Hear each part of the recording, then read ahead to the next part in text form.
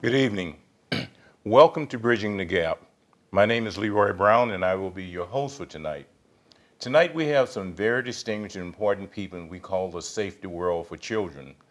But before we get into the actual taping of the show, I'm going to have each one tell you who they are and what role they play in the safety world, and you'll be very important who these people are on the panel. Starting my left, your right.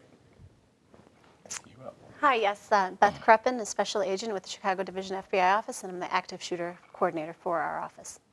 Okay. And I'm Tom Ross. I'm the public safety director, police chief, fire chief for the village of Bolingbrook. I'm Denise Ellsbury, and I'm a community liaison for Linden Oaks Behavioral Health. My name is Stephen Poteet. I work for Valley View School District, specifically security at BHS. Okay.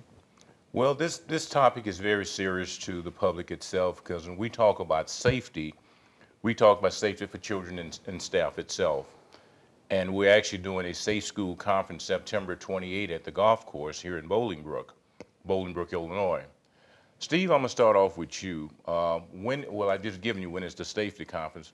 What is this conference all about? School safety, different tracks. Active shooter, bullying, just different ways that schools can come and find tools that could help them be more prepared to keep their school safer. Okay. When we talk about keeping schools safe, Chief, this goes to you. We talk about keeping schools safe. What are those components all about? What is that all about? I mean, we can have a different variety of what we call safety. Mm-hmm.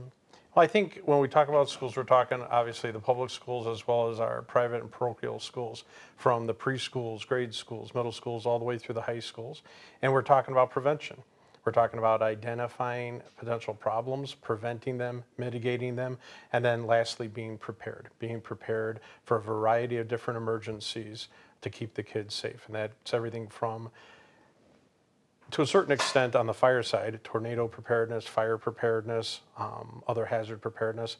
And then when we transition more in the police department role, everything from the results of bullying, angry students, mentally challenged students, mentally ill students, all the way up to intruders from the outside coming in. So it's really the whole gamut from left to right, from up to down. Beth, now you work pretty much in a very high pro department itself, and that is with the Federal Bureau of Investigations, right? Correct. How does the Federal Bureau of Investigations get involved in school safety? Well, the FBI has actually taken upon themselves to research all active shooter incidences that occur throughout the United States, which includes in school settings.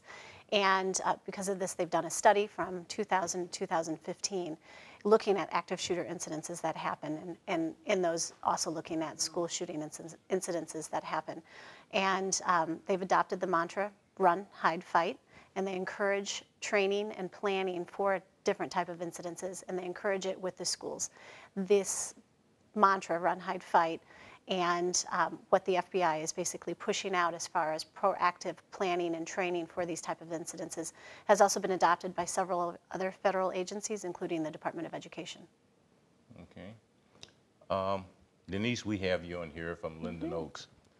How does Linden Oaks play in this whole role of safety? I know you had the program, you're going to be on the panel itself talking about it. What role do you play in this? So I would say we try to be at the other end of the spectrum, which is that prevention or early intervention role in terms of school safety. Ideally, we'd like to be training people and making parents, school administrators, other school staff members aware of recognizing signs and symptoms of, I'm talking about when young people might be struggling with something. So if a young person is struggling with some kind of mental health challenge or disorder, ideally we'd like to notice that early before it gets to that crisis point, because when we get to that crisis point, our options are much less than if we're recognizing that earlier. We have a lot of different ways that we might be able to direct that student or that family to get some help, and there are a lot more choices for that. So we're really involved in trying to provide education about recognizing signs and symptoms of mental health disorders, but if there is a crisis that happens after the fact, we can also provide some support for students, for family members, in terms of what we call our healing team that can come out and just be kind of one of those support services after the fact. Okay. Steve, now, since this is streamed live, I mean it's going all over the United States, where is Valley View School District? Valley View School District is located the northeast side of Illinois, just outside of Cook County. It's in the county of Will. It touches a little bit of DuPage. Valley View School District covers Romeoville and Bolingbrook, both. Here in the district, we have over 20,000 students and staff that we're responsible for in 22 schools. Just a good size area of Bolingbrook. I'm not sure how many of the parochial schools are in this area. Well, we have, you know, well, the chief can answer that. I mean, he's all over the place with everything within Bolingbrook itself. We have, what, 17,000 students and about 2,500 employees. But you say it covers Romeoville and Bolingbrook itself. But do we actually get involved with the other schools, the private schools? We do. So in the village of Bolingbrook itself, we've also got a grade school in Naperville School District 204, Built Elementary. We've got a grade school that belongs to Plainfield School District 202, Liberty Elementary. On our borders, we've got another grade school and middle school belonging to Plainfield 202, literally on Essington on the border. Plainfield East High School, where a lot of Bolingbrook students attend, but it's in the Plainfield 202 school district. We've got children that attend Naperville 203 schools, 204, and School District 96 up on the north side, and Downers Grove South High School. So we've got school buildings as well as school buses coming into the village of Bolingbrook. We've also got St. Dominic's Grade School. We've got the Farkan Academy, the Muslim Day School, and then we've got the Montessori School. And the village of Romeoville as well has got private, parochial, and then I believe most of the village of Romeoville is in Valley View with a small portion in Plainfield 202. So we've got school buses that are going through that we're dealing with their school district safety plans, individual school buildings, but for the most part, the lion's share is Valley View buses, Valley View students, and Valley View schools that we cover. As you can see, we have a number of schools that are within our whole geographical area. Now, I'm going to talk to you, Beth, about Sandy Hook, because you're involved in that, I understand, because we have one of the mothers that was in, you know, I'll let you talk about that. But how does Sandy Hook, how are they doing now, and how did this all turn out? Well, and actually, for clarification, I wasn't directly involved in Sandy Hook incident, only researching it after the fact and attending several presentations on the incident and debriefs. It unfortunately was a very tragic incident that showed how horrific these incidences could be, and both looking at the nature of the victims and their tender age, but it also showed the heroism that could come out of an incident like this. And in this particular incident, there were, we saw teachers who put their lives directly in the line of fire to protect their students. So it was a very tragic incident that also showed what people are capable of when you are put in one of those traumatizing type of situations. And it also highlighted the need to really pay attention and listen to what's happening with people around us. Because in each of these incidences, perhaps it could have been prevented if somebody who saw something and heard something actually said something about it. And we've looked at, in all these school shooting incidences that have happened, I believe in 79% of the cases, the offender had told at least one person ahead of time what their plans were, or displayed behaviors that indicated what they were going to do. And in 59% of those cases, they actually said something to two people. So if we paid more attention to these behavioral indicators that come up ahead of time, perhaps we could prevent such tragic incidences that happen anytime there's a shooting in a school. For those people that really don't have, I don't know why they wouldn't have, but just for they don't have any knowledge of Sandy Hook, can you kind of give a little snapshot on that? Well, where is Sandy Hook? So Sandy Hook is out east. We're in the Midwest here. It's out east, and what had happened then is an offender went into an elementary school and shot up several classrooms, first killing the principal and a counselor before going into different classrooms and killing a bunch of children and teachers in that elementary school. The offender ultimately then took his own life. And it just, again, as I said, a very horrific, tragic incident that happened. And as a result of that, and unfortunately with each of these incidences that happen, we have lessons learned as to how we can perhaps prevent these incidences and how best to respond to them as well. Another thing that did come out of Sandy Hook was the Hartford Consensus, which was a medical consensus where they looked at different ways and how they could best treat these people that are involved in these incidences to perhaps save lives more quickly as possible. And absent eliminating the threat, the second best way is hemorrhage control. So not only do we encourage proactively planning and training and thinking about what you would do if you were to respond in one of these incidences, but also should you find yourself in this type of incident, we encourage everybody to have some sort of training as to how to apply a tourniquet, and we encourage all schools to have tourniquets on hand, as well as basically any company and corporation that's out there, to have tourniquets on hand so that perhaps if you are involved in an incident like this, you're able to help save as many people as possible, because stopping the blood flow and preventing more loss of life is very crucial and important as far as a learning lesson that also came out of this incident. We know that there's troubled people that's in the world, and Denise, is where you come in. Mm-hmm. We talk about troubled teens that are in the society of school. How do we treat that? I mean, how do we identify that? What are some of the telltale points that will show you that this person has a problem or a concern? And like Beth was saying, you know, try to stop it before it happens. How do you deal with that, or how does the medical industry deals with that? So I think all of us can play a role in doing that. One of the education programs that we offer at Linden Oaks is called Mental Health First Aid, or Youth Mental Health First Aid.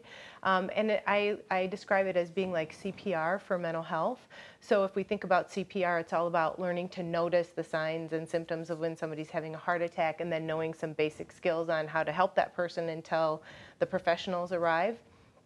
So when we talk about mental health first aid, we're talking about learning to recognize the signs and symptoms of some common mental health disorders, and then having some things that we can do, that anybody can learn how to do, to approach that person and be able to offer some assistance and encourage them to get some help. And so ideally, we're learning to notice and recognize those signs and symptoms when a person is first starting to struggle with things. And so we talk about learning to notice specifically maybe changes in their behaviors at school or at work. Like, are they becoming more disengaged from their classes? Are they maybe starting to miss school? Are they becoming more agitated or maybe disruptive in the classroom, right? That might be something that a young person would display. Perhaps their physical appearance has changed in some way, right? Like they're not taking care of themselves in the same way that they used to before, or they've gained weight or lost weight drastically in a shorter period of time. Perhaps there are also some changes in their moods, right? So that, and maybe they're saying things that people would be like, well, that's kind of different for that young person. Why are they saying those things? And so those are all things that, you know, anybody could notice. Parents could notice that. Teachers could notice that. Maybe the dean's assistants or anybody that they're interacting with at school could notice that about a young person, and instead of being like, wow, that's really odd that that kid is doing that, let's take some steps towards that young person at that beginning and really try to encourage that young person, and maybe reach out to the family and say, hey, you know, we're concerned about this young person, and we'd really like to encourage you and him or her to get some help, and here is the help that's available, right? Because if we can identify that early on, it might be something that could be dealt with, say, like in a counseling situation or other kind of supportive services for that young person. Perhaps it's if it's moving on that scale to being a little more serious, maybe we're talking about an intensive outpatient program or perhaps inpatient hospitalization. And no, that's not something that a parent wants, but that's a much better option, right? And we always talk about recovery being possible, right? The sooner we intervene, the greater the likelihood is that that young person is going to recover. Young people are resilient, so they're going to learn other coping strategies, and that's really our goal in behavioral health, is to help people develop those coping strategies. You know, yes, there's always going to be challenges in life, but if we can develop those healthy coping strategies, then hopefully people are not going to maybe get to that more crisis point. And more often people are a danger to themselves than they are to other people. So while certainly, you know, school shootings are a terrible and horrific thing, certainly even in our communities, we know that a young person is probably more danger to themselves in terms of risk of suicide than they are of being a risk to somebody else, right? So we're looking at both of those things. Chief, now we look at, in Bolingbrook, you guys respond to Bolingbrook a lot. We talk about suicide ideation. About how many calls do you get for those reports that come to your department? Well, we've seen an uptick, I think, over the last maybe decade. And I think part of it is an awareness. And I think it's good that kids are recognizing when they're in crisis, they're going to the nurse's office, you know, for an assessment. But there are certain triggers. If a child is willing to hurt themselves, or they're feeling that they're going to hurt themselves or hurt somebody else, they need immediate treatment. That's not just a referral. And so that does, we're fortunate our fire department is well trained, well equipped. We've got the hospital right down the street from Bolingbrook High School, which is where most of those types of calls come in, and we're able to bring them in for an assessment to the emergency department. We see it at the middle school level and the grade school. I think kids have always had troubles. It's just that now their parents, counselors, teachers are more aware. It's hard being a kid nowadays, and it's getting harder, and the pressures mount, and you have social media and all these different things. Part of that awareness too, even if the kids aren't reaching out for help for themselves, their friends are reaching out to teachers, school security staff, police officers, the school resource officers in the building. So that's good, and they're bringing it to their attention. Hey, I think Bobby or Susie, you know, has got a problem, and maybe not be up to the task, you know, of staying in school today for this reason or that reason, and the nurse and the counselors make an assessment. So we've seen an uptick in, but I think it may be actually a good thing that the kids then are getting the help. So we're doing early intervention, and we're trying to address it and get these kids the help that they need to prevent problems further down the road. And the question always comes about, what would make a kid respond and act out in such a violent way? You know, you have a kid that's an A student, seem like they're doing very good, and all of a sudden the next day they change. What would cause that? There can be a number of reasons, but rarely is it like an overnight kind of thing, right? Usually there's a progression, right? Sometimes a young person might be developing a mental illness, right? And when we're talking about mental illness, we're talking about illnesses, right? And some of the mental illnesses that manifest themselves tend to do so during adolescence and young adulthood. And so we may not see some of those signs in younger children because they are illnesses that, again, tend to when we talk about the age of onset, it tends to be during adolescence and young adulthood. But again, those are smaller percentages of things. Probably of what's more concern is traumatic events that young people experience, right? And those traumatic events could occur at any point during their life, as a young child, during adolescence, and we're getting much better now at understanding the impact of trauma across the lifespan. And young people who have been exposed to trauma during childhood or adolescence are definitely more at risk for developing mental health disorders. And so we need to do a better job, I think, of acknowledging the impact of trauma, and also saying we want to be supportive and we want to help young people develop those healthier coping strategies, right? Even from a really young age. And schools are really mandated these days to incorporate social and emotional learning in the classroom, and that focus really is on recognizing life is never free of problems. So how do we develop healthy coping strategies to say, oh, and instill in our young people, you can learn these things, and you can work to overcome some of the challenges that you're going to face. And you know what? If you're struggling, it's also okay to ask for help. Right? Like, you don't have to go it alone. You can ask for help, and who are those people that might be helpful in your life? You know, we always say that what would make a child come to school, say a 16-year-old, 15-year-old child that comes to school 6 o'clock, 7 o'clock in the morning and act out in an aggressive way. And we always say, follow that child when they left school the day before and see what they go through that cycle that would cause them to get so upset and become violent because of their home structure or lack of. And I think that comes under the same thing. It might not be as strictly as mental health, but it could be some problem that leads to that.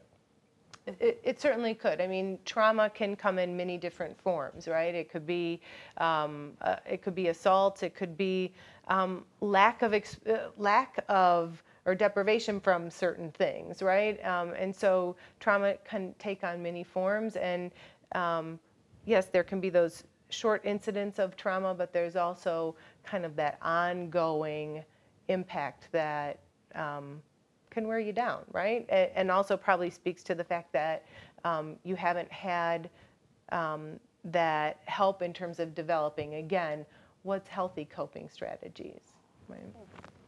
Beth, I know you deal from the FBI, you deal with so many different facets of law enforcement. Have we seen an increase in student behavior that would cause them to act out in a violent way, or decrease? Well, studies have shown that the rate of incidences for these types have increased. However, I do want to point out that these are low probability, but when they do happen, it's a high impact type of event. So even though they are increasing, they have been around for years. Looking back to mass violent attacks at schools, there was one in 1924 in Bath, Michigan that occurred. So they've been around for many, many years. Probably as long as humans have existed, they've had, and there have been people that have struggled with how to cope, as you pointed out. And people just don't snap. Really, there are the indicators that show throughout a span leading up to these incidences that occur with mass attacks. As she said, there's a change in their behavior, something that's contextually inappropriate for that person. Have they now displayed an interest in past incidences that have occurred, past mass attack incidences? Are they now all of a sudden have an interest in firearms or bombs, anything of that nature that is unusual for that person? And then also looking at them holistically, what is going on in their entire life. A lot of times what we've found is that there are sudden and recent perceived and real losses that have occurred in their lives as well when we look at the offenders in all of these incidences, and not just with schools, but also mass attacks that have occurred in malls, in movie theaters, any public setting or populated area that have occurred that unfortunately people have taken advantage of that situation because of something that's going on in their life, and they feel the need to act out because their coping mechanisms are failing them, and they're resorting to violence as thinking that that's going to solve their problems, unfortunately, and it doesn't. It only makes things worse. I would say, I think sometimes people don't have the verbal skills, right? And they haven't been encouraged to say, I'm struggling, I'm having a hard time, I need some help. And again, that doesn't happen overnight, but the more we can encourage and give the message, it's okay to ask for help, and there are people out there that want to be helpful, and that's a good thing to ask for help. Then hopefully we can help reduce, when it gets to that point of violence, right? Because that's a person who is very constricted in terms of what they perceive they can do, right? And obviously have felt in whatever way that they don't have the ability to communicate what's really going on for them in a way that is appropriate and is going to get a helpful response. What's nice with the conference here, I think we're going to address that with one of your colleagues, Dave Young. He's going to be speaking specifically to the behavioral indicators for potential violence. I think it'll be nice having him there. So why do you think it's important, Steve, to have a conference like this? We know there are people that talk about safe school this, safe school that. So why is it important to have a conference? Can't we just bring these people in like we do and have them be speakers at a school? Why is it necessary to have a conference? I think that would be too selfish on our part. Valley View likes to take the lead with the different safety things that we, put in place, the different policies and procedures that we set out there. And I think this way we can showcase and share the speakers, share the knowledge, get the message out. Who are some of the keynote speakers for this conference? We're going to have Lieutenant Colonel Dave Grossman. We also have Michelle Gay from Sandy Hook, which you just spoke of earlier. Dr. Steven Stroka. We're going to have Sergeant Tony Siebert with Orland Park. Dave Young, who we said with the FBI, one of your colleagues. Phil Andrews from the Winnetka, the Lori Dan shooting out of Winnetka. There's some other local, Bolingbrook, Romeoville. Eric Arnold with the Illinois Training Standards Board, he's going to be there. We're also going to have Denise there as well to talk about the mental health part, and that's why we're having a snapshot of this now, to kind of give people a snapshot of a picture of what they will receive and hear when they go to this conference, so they can take away something that they can go to their school or district with and kind of put in place and say, okay, I went to this conference, this is what I heard from this lady in mental health named Denise. Wow, did she tell us a lot what we could be doing in our district. And a lot of districts are not doing what Valley View does, because I must say we have a great police department, no doubt. They work with us. Anytime we call them, they're always right there to assist us, because we're not the experts, they are. That's why it's so important to have a partnership with your police departments. Absolutely. Because they're the ones that are going to come in and do whatever it takes to keep kids safe. We go into a lockdown, we're in school, we're not going to be out there. Those are the guys that are going to be out there in the hallway trying to neutralize whatever threat has been presented. So that's why it's so important to have that police presence all the time. Chief, tell us, we're not giving away any secrets. They can just come to Valley View and find out. Tell us how that works in your school. Police departments you have, why do we have them in the school? Well, we've got school resource officers at the high school level as well as at the middle school level. And that unit of officers also covers the grade schools when they're needed. They have special training, special certifications, and they've got that familiarity with the rules of the school and their ability to interact with the school hierarchy. I know, Deputy Mayor Brown, you're part of that hierarchy, but when an emergency happens, you have to have those relationships. We always say, who's in your phone? Who can you dial down, call, and we'll take your call no matter what meeting they're in, no matter what they're doing. And that's not the time to introduce yourself to somebody on the telephone. Hello, I am. No, you need to be able to pick up, see who it is, what have you got? This is what's going on, this is what we're doing about it, and this is the action that we plan to take. And I think we've got good relationships in Bolingbrook and Romeoville, obviously with Valley View, with the other school districts we deal with. From a bureaucratic standpoint, it's always a challenge with different police departments. So the Plainfield schools, for instance, that are in Bolingbrook, they want to do things the Plainfield police way because all their other schools in the district do it that way. Valley View does it a little bit differently, but that's okay. And Bolingbrook police work with both school districts. But it is amazing how, even with all of the bureaucracy, all the professionals involved, there are some general guiding principles, 10 commandments, if you will, that pretty much everybody does and everybody follows. There's a few differences here and there, but the police department is able to tweak those. We work with our partners at the county level with the Illinois State Police and with the FBI from a training standpoint, from an assessment standpoint, sharing of intelligence, being able to vet certain, especially with the social media. We haven't even gotten into that with the Facebook and all the other social media and the threats and tracking down. Is it real? Is it just somebody joking around? Is it somebody who's troubled? and this is their way that they're going to act out, or are we going to paralyze a high school on, SAT day, or on a final exam day? And those are all decisions that have had to be made, throughout the United States. So I think it is very important. I think we do a good job. We always say every time there's an issue that we could do better. We get better, unfortunately, every time something happens, and we do learn the lessons. We learn the lessons, these horrible tragedies that happen. There's always something that we're able to take away and be aware of so that we can be better at our jobs and let the educators focus on educating the kids. I mean, that's what we're talking about here today is all the safety aspects, but the kids are going to school and the teachers are trying to teach them, the old reading, writing, and arithmetic. And we want the kids to focus on that and let the adults and the professionals focus on keeping them safe there. We don't want a kid to not do well in school because they're worried about their safety. And that's our job, is to make sure that they're safe. And I know you guys work very well with us, and the question always comes up, what is a safe school?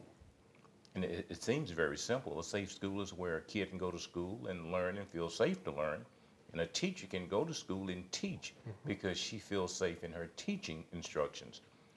If a teacher doesn't feel safe because of whatever she sees within her vision, she's not going to be too focused on her lesson plan. The same thing with the students. If the students don't feel safe because they think they're being bullied or anything else that may cause them a problem, they're not going to learn. So then they reach out and they act out, I guess, in different ways because they're not getting that instructional way of learning, because they're concerned about Sally, John, whoever bullying me, and how do you deal with that?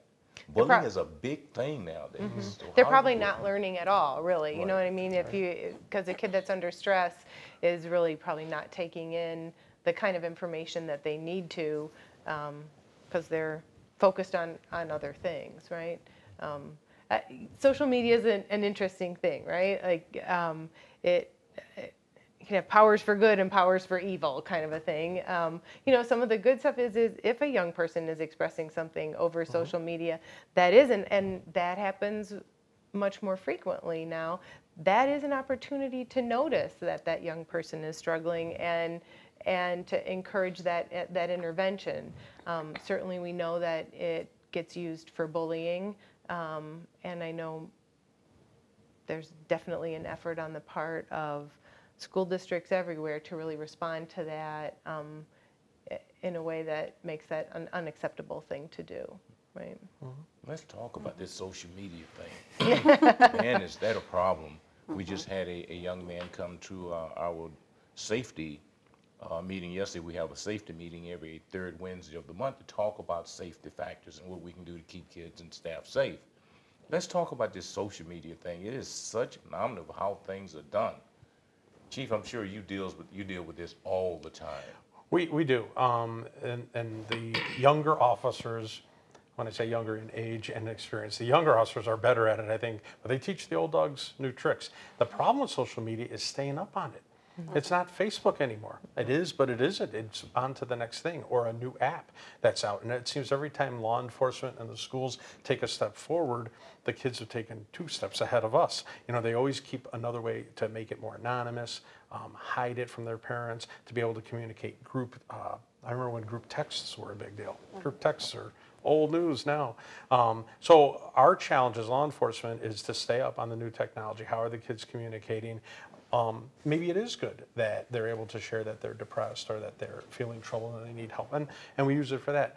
But we're also, when people then cross that line from reaching out to acting out, right? And now they're impacting or threatening the safety of children.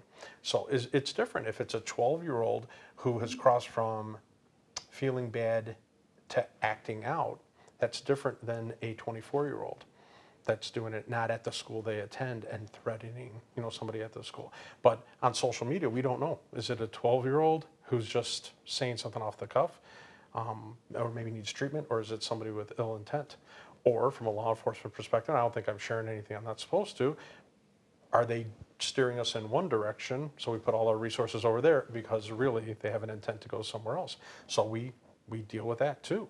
you know, and sometimes we'll deal with parents of a 12 or a 13-year-old who, oh, well, Johnny didn't mean anything by it, and we're so, you know, sorry for the trouble. You have no idea the trouble and the resources and the time, you know, that is spent to ensure that everybody was safe. And they think they're looking at it very small as just a little isolated problem. But law enforcement's job is we have to be thinking big picture. We have to be thinking the worst. And so it costs a lot of money. It takes a lot of resources, a lot of sleepless nights for school administrators too, and school safety professionals. So the social media is good. I guess my worry is what's 2, 3, 4 years down the line. And when we have conferences like this is good because we learn from other professionals. Have you heard of this app? Have you heard of that app? No. You need to learn about it.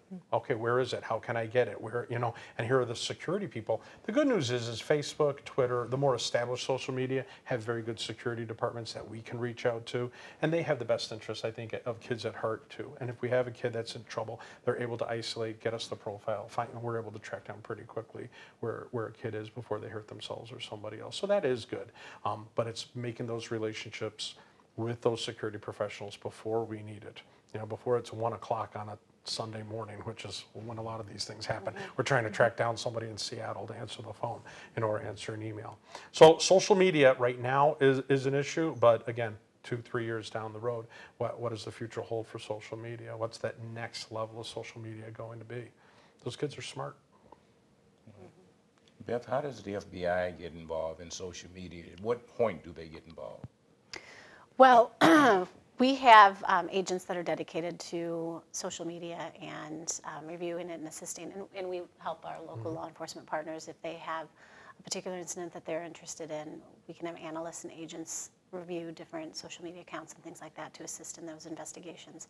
On the federal level, if we have an investigation, certainly we're looking at an individual from top down, which will include their social media footprint and what they have going on online.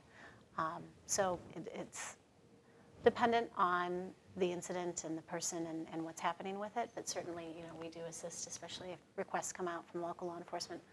We're more than happy to come out and assist and reviewing and evaluating and analyzing the data that comes out from the social media footprints. Because we know there's so many different engines out there when it comes to social media, Snapchat and all those other places that kids get involved in. And as I understand, all of you could probably answer this question: how does a school combat that? How do they deal with that? How do they stop it? How do they monitor it? Well, I think it's been a real challenge. I can remember, I think we all can, a few years ago when there were no phones allowed in school. You know, those days are over. I mean, they tried to enforce it, but at a certain point you're fighting this tide. And then it turned where the parents were on the kids' side. I want my kid to have a phone. What if there's an emergency? My kid's got to be able to text me. I need to be able to text my kid in the middle of the day. My child needs their phone to be able to communicate. It's a resource. They're able to check the internet, you know. So we had the parents side with the kids to say, my kid will have their phone during the day.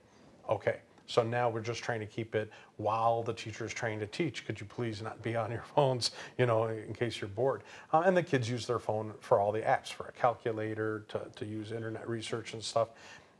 Well, kids are kids. Well, they have that in their hand. They're also using it to chat to the kid 3 lines over. I guess when we were probably young, everybody just passed paper notes, you know, and got caught. Now they're just texting each other, you know, back and forth.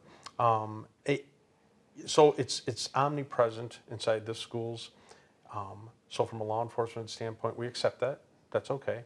But it is amazing how much the kids put on their phones. The information about their families, information about themselves. And maybe, you know, we should maybe talk a little bit about how kids then become victims, because kids are kids. And then they befriend somebody, or maybe somebody befriends them, but they really don't have the purest of intentions to be their friend. It's just another way they can bully. They befriend them, they get a password to an account, or they get some information, they get a hold of somebody's phone, and now they use the phone as bullying. Photographs, private information, private conversations they had with somebody else that now, because they have the password, they've got access to, and they threaten to out them or to embarrass them, blackmail them, and that's all a form of bullying, causes stress on the kids, causes depression. You know, the school resource officers, the counselors at school, the teachers, and are trying to track that back. Why is Susie so upset? And Susie's trying to explain it and using terms and social media. Well, she hacked my, you know, high five account, and the counselors are looking at each other. What's a high five account, right? You know, we have to be educated about that. Meanwhile, back to my original point, they're still trying to teach reading, writing, and arithmetic in a safe environment. And we're dealing with phone stuff. You know, instead of passing notes, now we're dealing, so give me your phone and give me your phone, and now the phones are locked. Give me your password. My mom says I don't have to give you my password. Oh, you know, and then we're dealing with that. And this takes time. This is all time away from educating and from doing the other things schools are supposed to do. So this is a dynamic the school resource officers deal with more than our patrol officers. Nights and weekends, obviously, the patrol officers are dealing with. If it, you know, from the phones are really the computers now, it's all part and parcel. If it rises to a certain level, if you say certain keywords, if you make certain key threats, yes, the Illinois State Police will be involved, the FBI will be involved. It doesn't take much to ratchet it up to that level. We can't take chances. We can't hope for the best. It doesn't work like that. And I think we're getting, unfortunately, better at that, you know, being able to message somebody, pick up a phone, make that initial contact, you know, that we've already known the other professional, and then forward that profile so that they can start digging through it really quickly and coordinating, connecting the dots and finding out, are we dealing with a kid, an adult, a history, are they harmful to themselves or to others, and try to do a quick assessment. We're trying to prevent as best we can. If we don't prevent, then we're trying to assess and see how bad the situation is, and then try to mitigate and try to control the damage. And I know a number of times when kids are talking about getting on Facebook or getting on those different accounts and saying or doing whatever, when does it become a crime? Well, from a social media standpoint, it's just like before there was social media. So if you use the telephone to call somebody and threaten them, but now you're not using a telephone, you're going to text it to them, it's all the same in the laws. The law can't keep up with the social media because it's moving so fast. So it's been my experience, judges and prosecutors don't make it more complicated than it needs to be. The medium you use on how you commit a crime, whether it's in person, via the telephone, via the telegraph, you know, and then it was group chats, you know, on computers, message boards and everything. Now we're moving on to other apps. Judges and prosecutors really don't see the distinction. If you expressed it, it was threatening, you know, or you threatened other people or a group of people, then that's the crime. And I think sometimes kids don't realize that. Well, what did I do? All I did was say this on social media. That's not good. That's bad. That's a crime. You know, if they're juveniles, there's a different set of laws. But we run into 18-year-olds who are still in high school who think, well, I'm just a kid. I'm a high school kid, and I sent this message. No, you're an adult, and you committed a crime. You happen to use social media to do it. But in the law's eyes, sometimes it's no different than if you'd walked right up to somebody and said it. And there are consequences and accountability. I think our schools do a very good job of educating kids from a very young age of using, you know, phones, social media, the computer, and how social media can affect them for good and for bad. So I don't think there's a lot of kids that are ignorant to the fact. I think they're informed, but just like kids always have been, they're reluctant to accept responsibility and to accept consequences sometimes.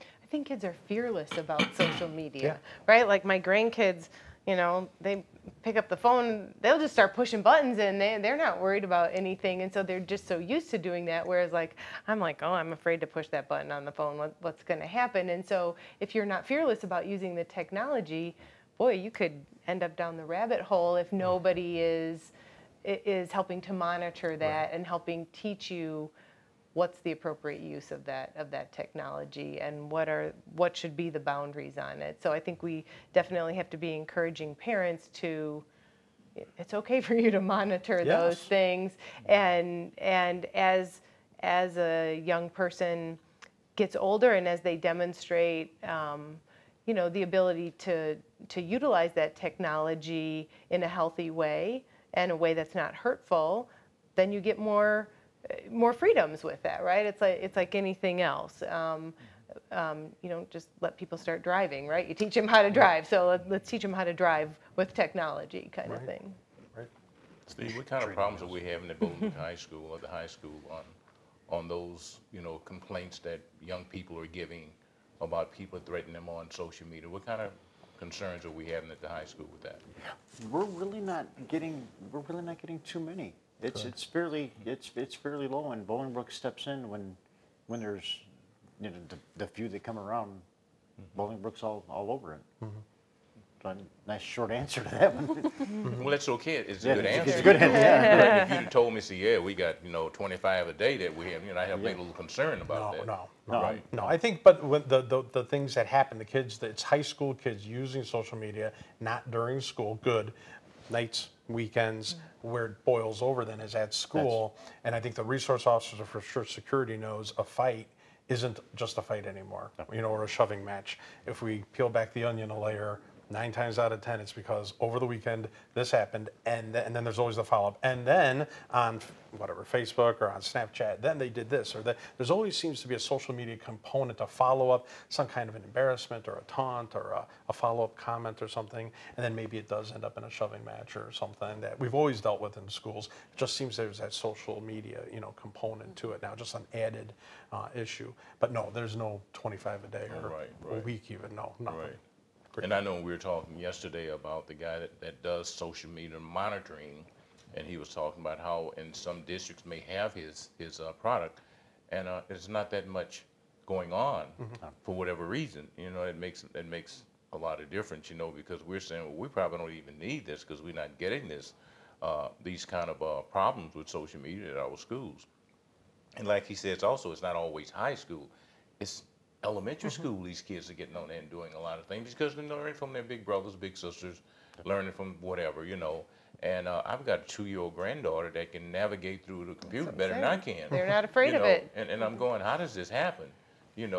Now, Denise, in social media, is there any way that you guys monitor it, that you see someone or hear someone that it says something, all of a sudden your red flag goes up and say, we need to identify that because there is a problem with this young person based on what they're saying on social media? Certainly, if a young person is expressing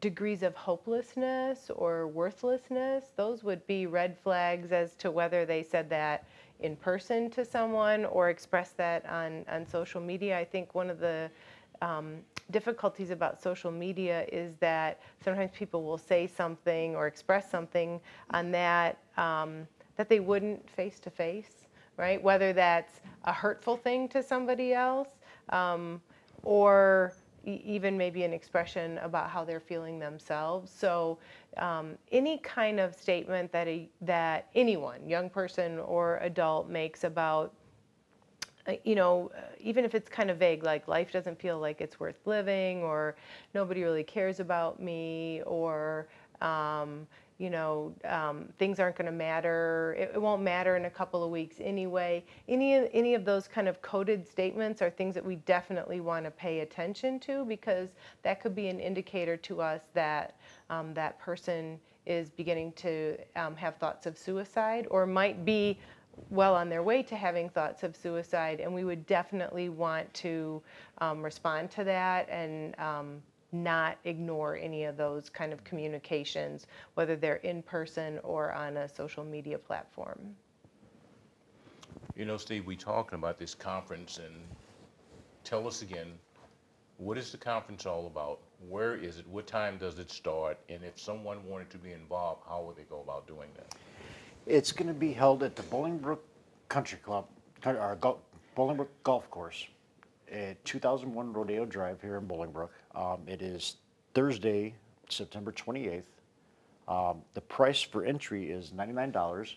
They can go to the Valley View School District website to go and register if they'd like, vvsd.org. When you're on the page, you're going to see a small icon that says safety, school safety Conference. Right. School safety conference at the bottom. You can click on that and it'll take you to another site, which is Eventbrite, and you can go on and register there. Also, there's a link if somebody wanted to register to be a sponsor, to put their name, their business, or anything like that. For $200, they can do that as well. Go on and get their name inside the pamphlets, the brochures we're handing out, and also on a banner at the conference. What time does it start? It is 8 a.m. to 4:30 p.m. Okay. Full day. It is a full day. It's going to be a boxed lunch. It's going to be a working lunch. We're going to have the panel discussion. It'll be a boxed lunch for that. This is the third time we've had a conference here in Valley View. The first conference we had was a 2-day conference, and Chief, you guys are so involved in that. And we had 510 people the first day. The second day we had 499 people show up, but that was a free conference. 2009 we had another conference which we charged like we're doing now, and we had 250. We kind of scaled it down because even at that time people were hungry for knowledge on how to protect their children and staff based on all the shootings that we had in the country. So I mean, Bolingbrook Police put on a demonstration on how to rescue kids off a bus. I could not believe these guys are doing how they do it. I mean, he kind of burned up the golf course grass, but that was okay. But that was okay, you know, they had a big bus. We don't talk about that. Right, exactly. Yeah, we don't. But those are the kind of things that they got out of that. As a matter of fact, a number of people were sending us letters back and saying that the evaluations was saying it's one of the best conferences they had because we had so many components in there. We had so many high-profile speakers that spoke to the issue, and that is protecting kids and protecting staff. So this one we would like to be the same way because we got some very good speakers, and you have a few of them up here tonight that's talking about some of the things they're going to be talking about at the conference in a panel discussion, and those things are what people really come to hear. I'm on an Illinois task force that deals with all the districts pretty much in Will and DuPage County. And when they talk about what they're doing in their districts, and we go, wow, you guys not doing this, you're not doing that? Well, that's because they figure they don't have to. And what do we say, Chief? It's not if, it's when. Yeah. And when it does, you need to be prepared. How prepared should we be, Chief? Well, I think can never be too prepared, right, is what they say. What we in the law enforcement community talk about is not if, but when. And it won't be your school, and it won't be your school district, but it will be somebody's school district and somebody's school. And we know in the law enforcement community, no police department, the Chicago Police Department cannot handle it alone. The largest police department is going to have to call in mutual aid, and we practice for that. We train for that. We have those relationships. We have that organizational structure in place, ready to go, and it can be pulled off the shelf for school violence. It can be pulled off for workplace violence. We've got those templates ready to go, plug and play. You show up, this is your role, this is what you do, this is how we do it. So we're already, from a law enforcement and medical provider for the ambulance component of the fire department, we're prepared for that, not only in our home communities, but wider mutual aid. If something were to happen at a school really north of I-80, a lot of agencies in suburban Chicago would in some way, shape, or form be involved either as initial responders, first responders, or as backup to fill those police stations and firehouses because all those other resources were going to the emergency. So we spend the time getting ready for that and hope that we never need it. But those tools and those skill sets are valuable in a whole host of other things that police agencies and law enforcement agencies do. So it's not that we're training just for training's sake. We use those same skill sets in a lot of variety of different situations. Beth, how often do you go out to different districts and speak about safety? You guys got to be inundated with requests. The number of requests is amazing, and it would be nice if I could go out and speak to every place that gives a request. That's why having a conference like this is so great, because you can hit so many different aspects in different organizations and schools, and all in one setting instead of individually going out to different companies, organizations, and schools, which is impossible. I'm the active shooter coordinator for Chicago division. Every division receives just as many hundreds and thousands of these requests to go out and speak, and it's just impossible for us to go out. And I know local law enforcement departments, they also receive similar requests to go out, and it's virtually impossible to hit everybody.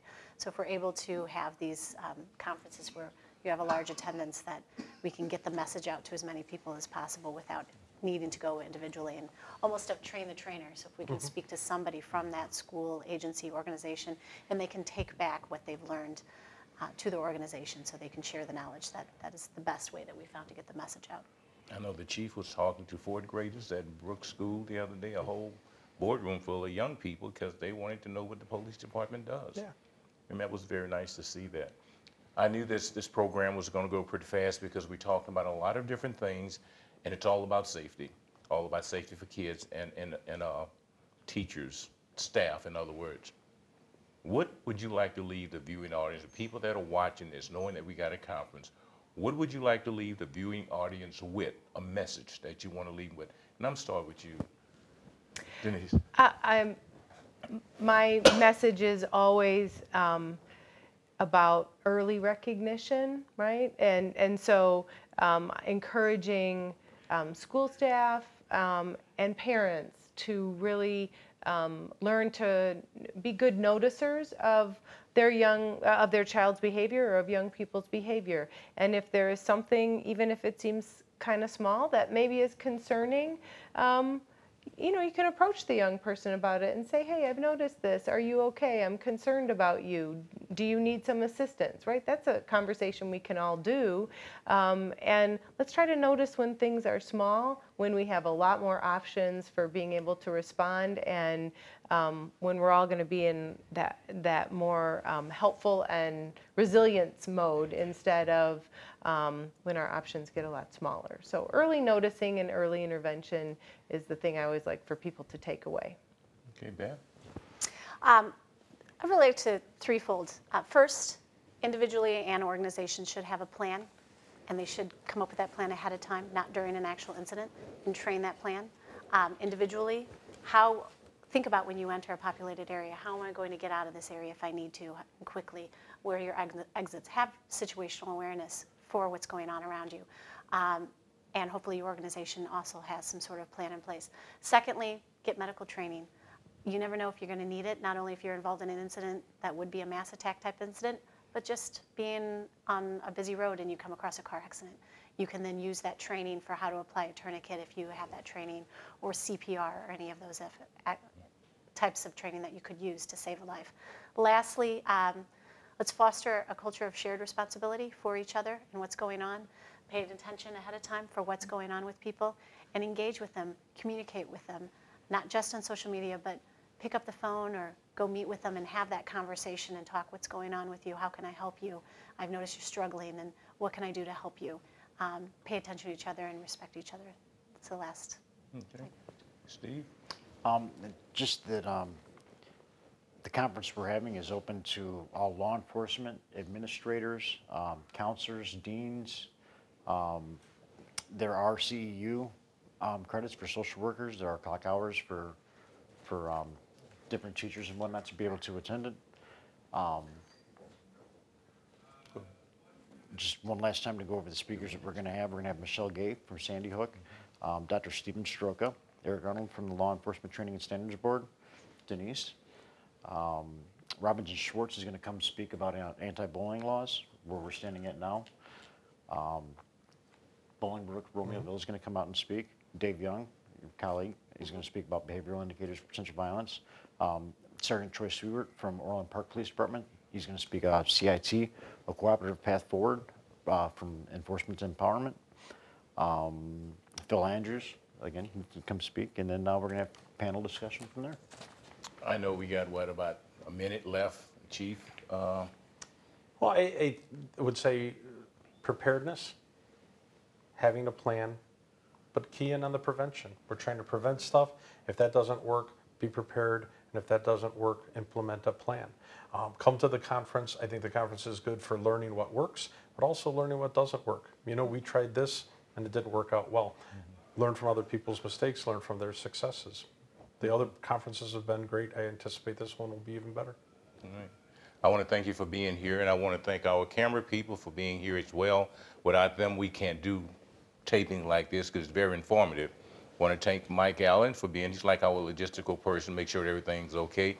And I want to thank Tom Fink, who's our lead security person at Bolingbrook, for seeing that this is streamed live. So I want to thank him being in the back room, and our technicians that are in the back room doing this. So thank all of you for being here. We really appreciate you giving us a lot of information, a lot to think about, and a lot to look forward to. My name is Leroy Brown, and this is Bridging the Gap.